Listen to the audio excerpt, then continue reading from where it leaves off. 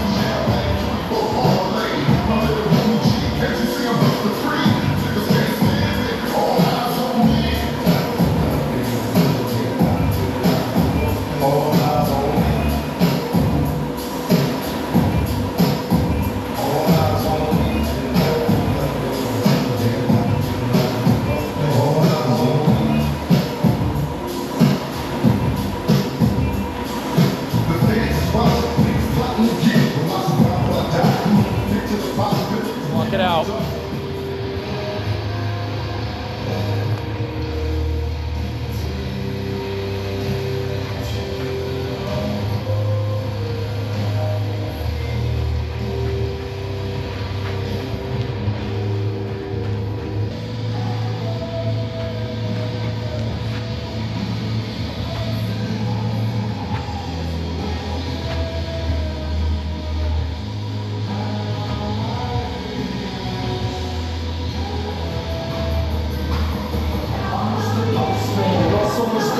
Last run, baby. Let's go. I'm Mr. Postman, also Mr. Toastman. Oh man, I'm bad. Oh man, I'm bad. I'm trapped. Sorry I made you. I can't let my beats down. I can't let my seat down. They need me out there. I can't let the streets down. I gotta do it. B.I.G. now. I see now. I couldn't. Nope, I couldn't. Plus the ladies love kid. Plus the babies love kid. Could it be I'm from the 80s? They know.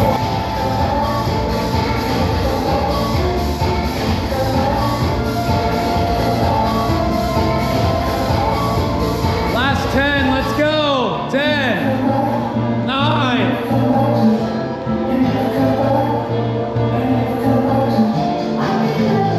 5 more.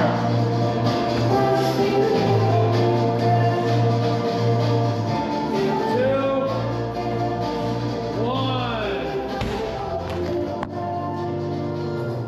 Okay, so yeah, we just finished our test. Our goal is to be at like 80%.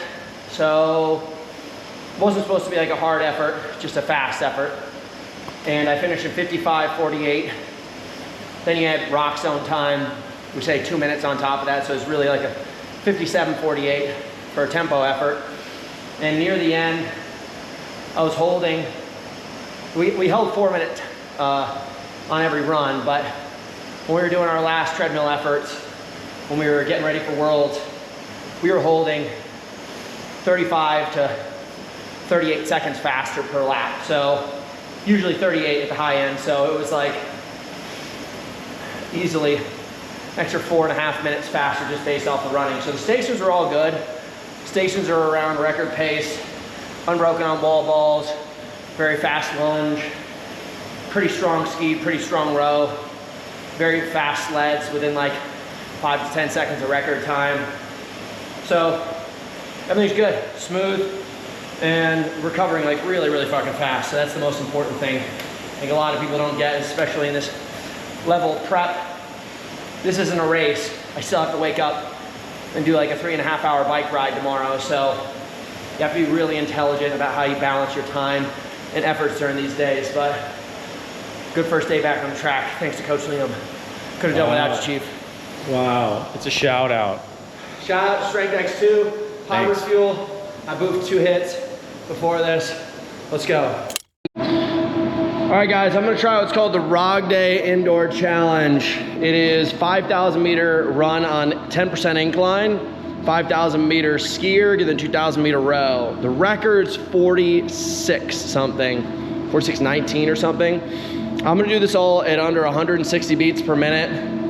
I'm gonna start out at, like these guys did it at 7.5 miles an hour. I'm gonna start out at 6.5, try to keep my heart rate down, and then I'm gonna get on here, try to hold like a 148 to a 145, and then a 145 over there. We'll just see, because I'm gonna do some work after this. I don't wanna cook myself, but if I could get around 50 at this pace, I'd be so pumped. About halfway through the challenge. Basically, it's not that bad. Keep my heart rate down. I'm at 6.5 miles an hour, so I'm not at race pace. I'm at upbeat talking pace.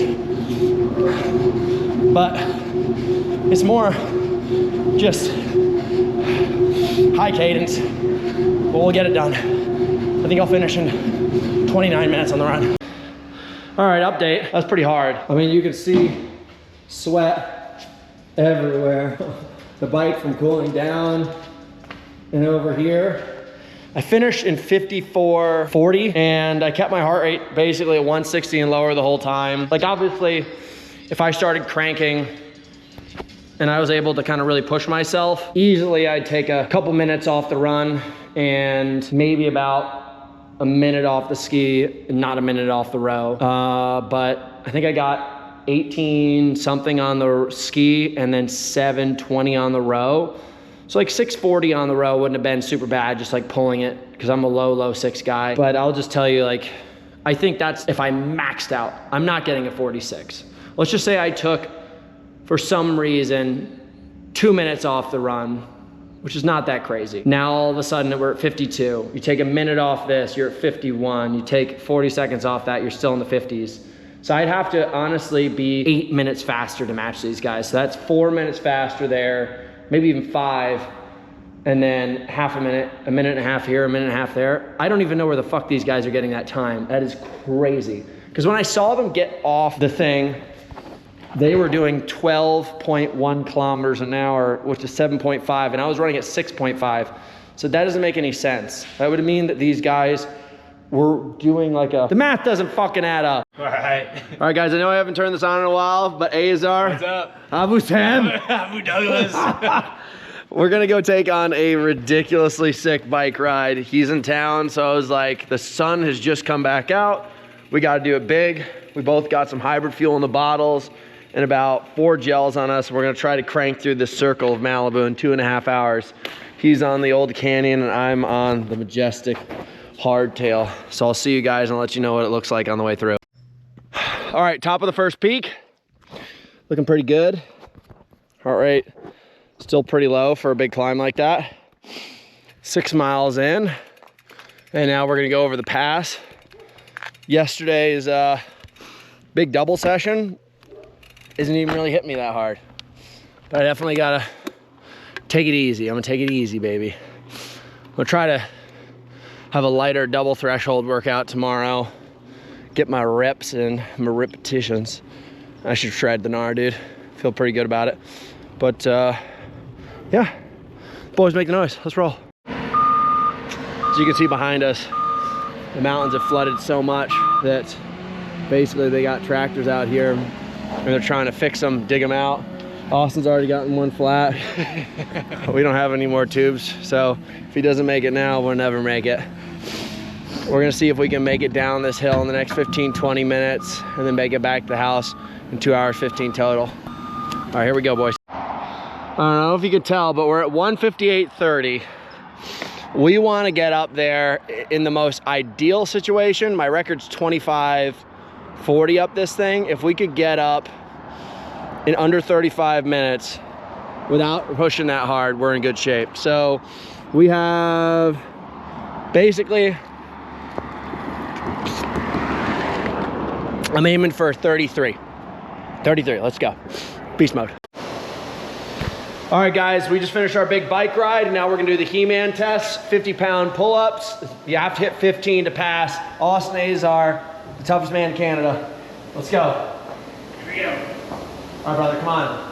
1, 2, 3, 4, 5, 6, 7, 8, 9.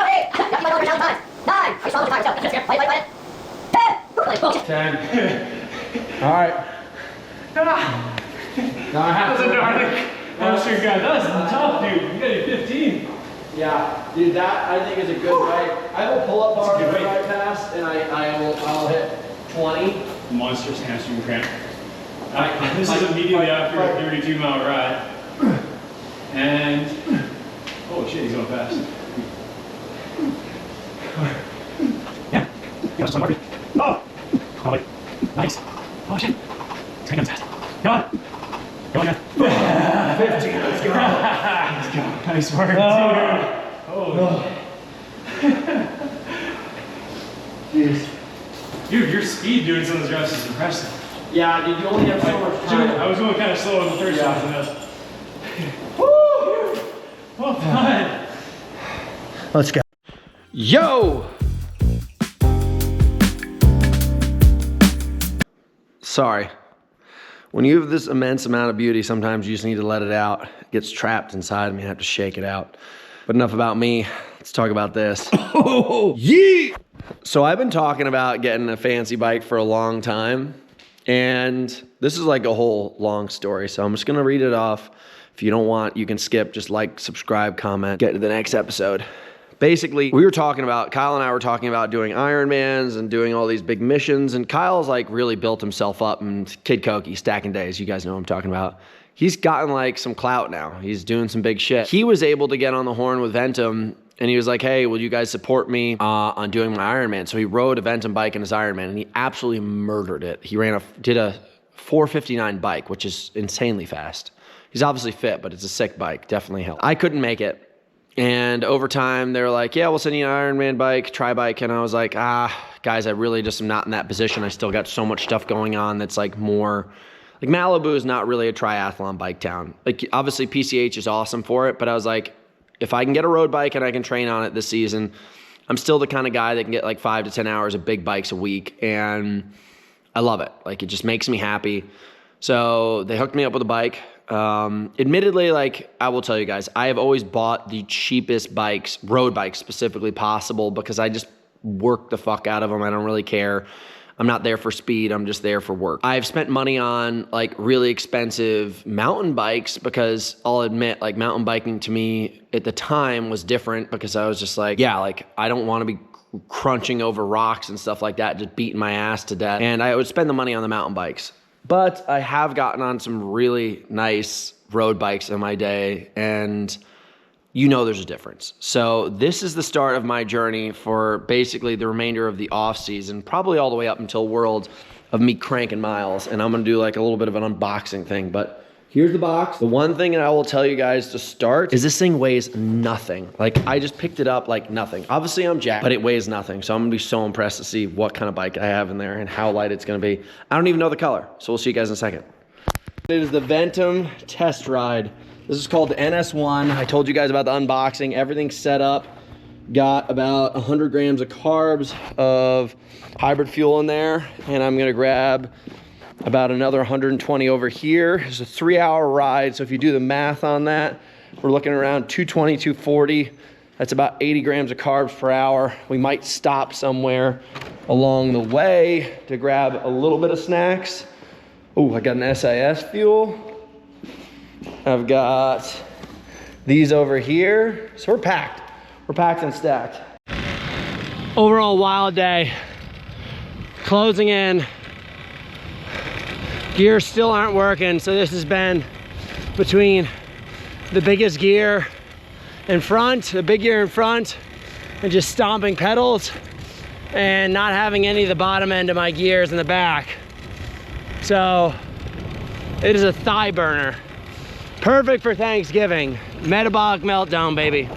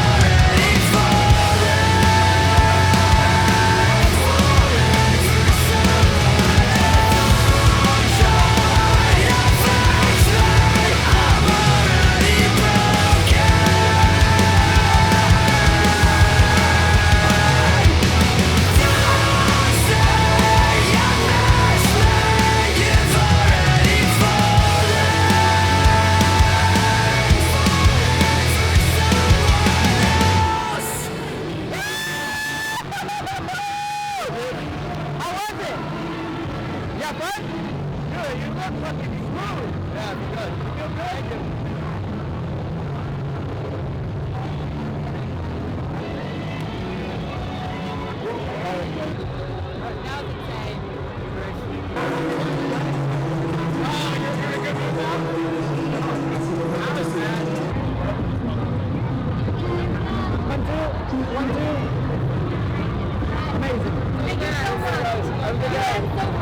Thank you.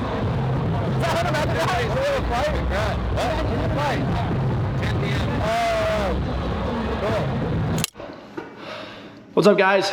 Currently on the back end of training for Dallas.